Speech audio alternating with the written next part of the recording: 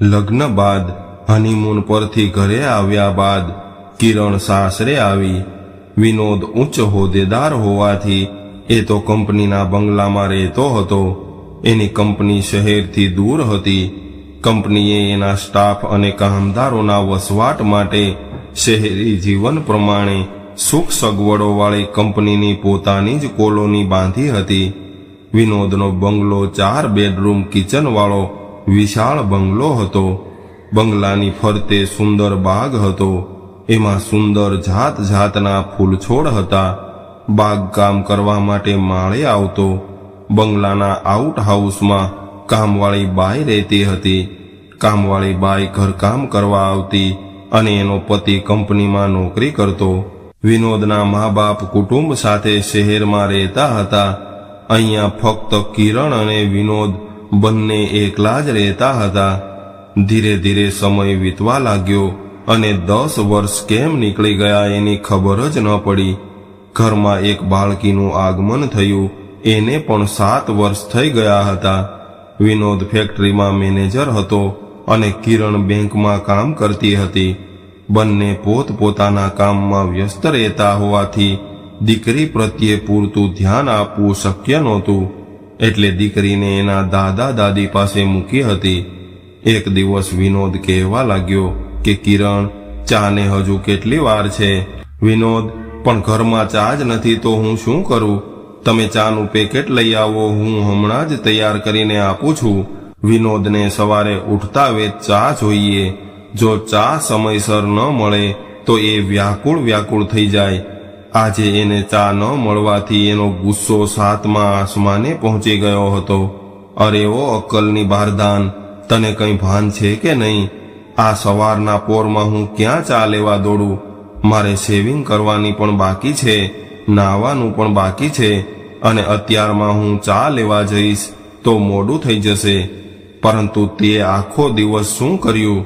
તારા મા બાપે તને આટલું પણ શીખવ્યું નથી? મારા કયા જન્મના પાપે તું મને ભટકાણી છો?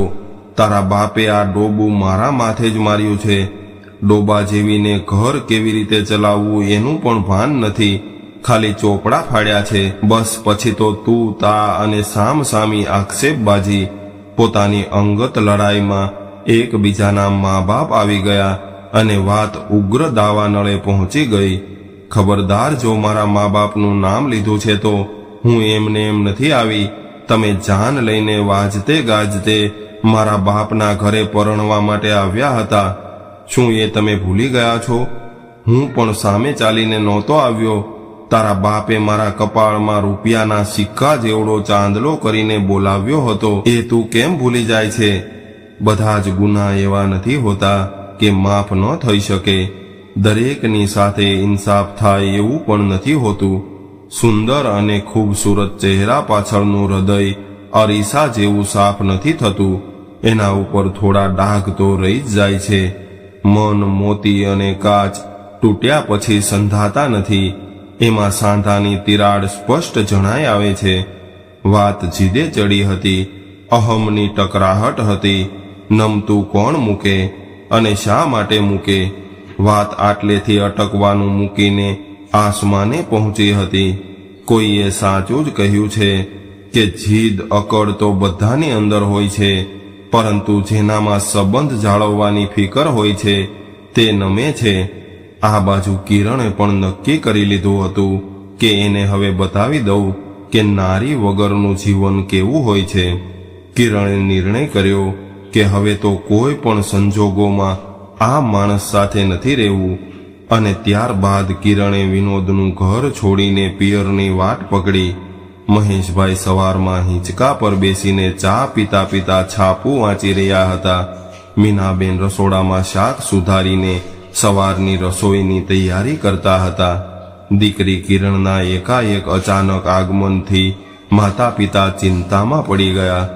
આ બાજુ કિરણે ઘરમાં પગ મૂક્યો ત્યારે જ મીનાબેન રસોડામાંથી દોડીને બહાર આવ્યા અને ઉપરા છાપરી પ્રશ્નો પૂછવા લાગ્યા. ત્યારબાદ દીકરીને આવકાર આપ્યો અને કહેવા લાગ્યા કે વિનોદ કુમારની તબિયત તો ઠીક છે ને, કે પછી ક્યાંક બહારગામ ગયા છે?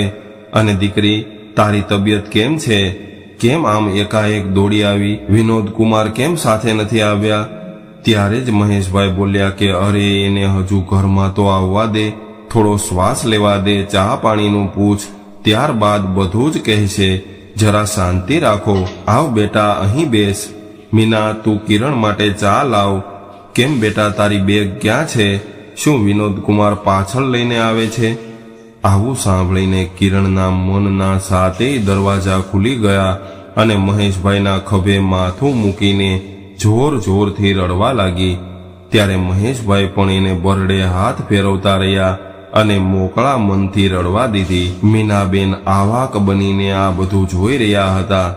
થોડી વારે ડૂમો શમ્યો અને પાણી પીને કિરણે શાંતિથી બધી વાત કરી અને જણાવ્યું કે હું હવે મારા સાસરિયામાં પગ પણ નહીં મૂકું.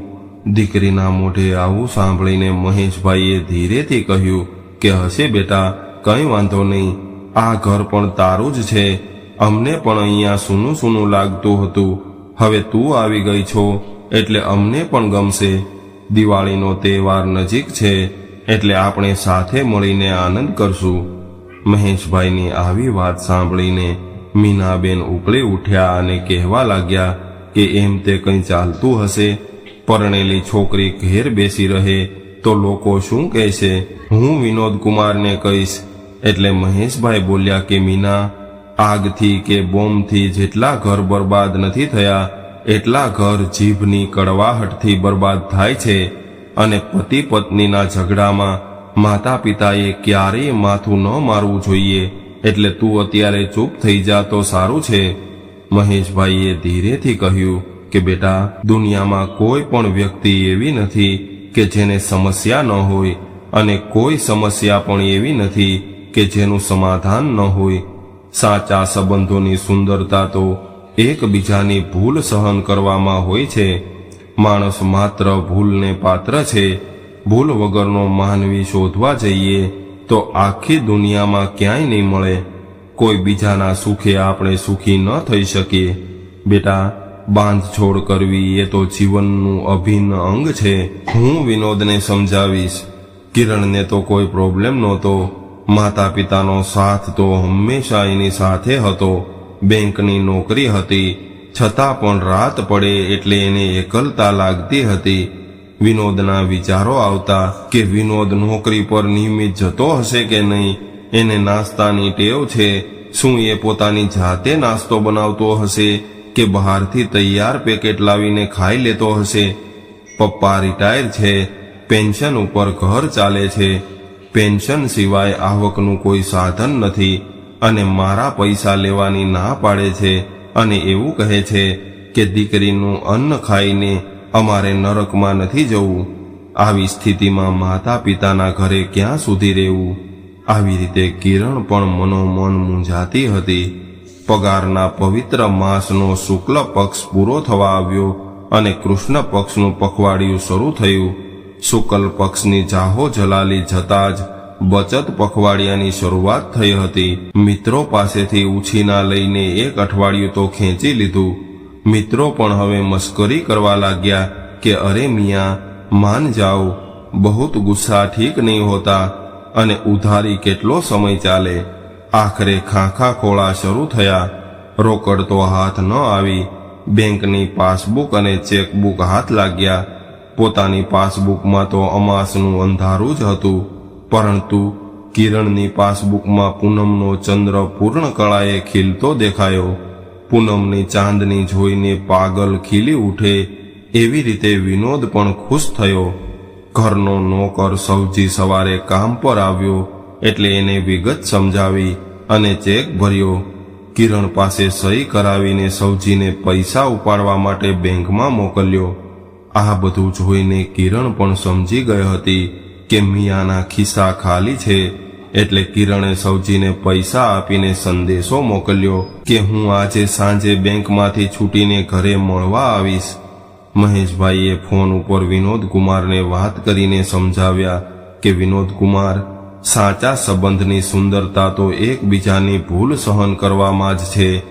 ભૂલ વગરનો માનવી શોધવા જશો તો આખી દુનિયામાં ક્યાંય નહીં મળે. ભૂલ તો ભગવાને પણ કરી છે. વીતેલા દિવસો ક્યારેય પાછા નથી આવતા, એટલે સમયની કિંમત સમજવા શીખવી જોઈએ. વાંક મારો હતો કે તારો, એ વાતને ભૂલીને હવે અરસપરસ થોડું સહન કરીને ચાલો તો સંબંધ સચવાઈ જશે. માત્ર આજ આપણને મળી છે, કાલની કોને ખબર છે. ચિંતાની ગાંઠ બાજુમાં મૂકીને ચાલો અને દરેક પળ ખુશીથી જીવો. પ્રભુનું ગણિત અદ્ભુત અને અટપટું છે, એ કોઈને ક્યારેય સમજમાં નથી આવતું. અને આ દુનિયામાં આપણી મરજીથી કંઈ પણ થતું નથી. ઈશ્વર ભલે દેખાતો નથી, પણ એ ઈશ્વર આ જગતમાં મોજૂદ છે, એવું તો દરેક મનુષ્યએ માનવું જોઈએ. હવે સાંજ થઈ એટલે કિરણ બેંકમાંથી છૂટી અને બજારમાંથી ફૂલનો ગુલદસ્તો લઈને હાજર થઈ. સામે હસતા ચહેરે વિનોદ પણ કિરણનું સ્વાગત કરવા માટે ઊભો હતો. આખરે ઘીના ઠામમાં ઘી પડી ગયું. તો મિત્રો, આજની વાર્તા તમને કેવી લાગી કોમેન્ટ કરીને જરૂર જણાવજો. હર હર મહાદેવ.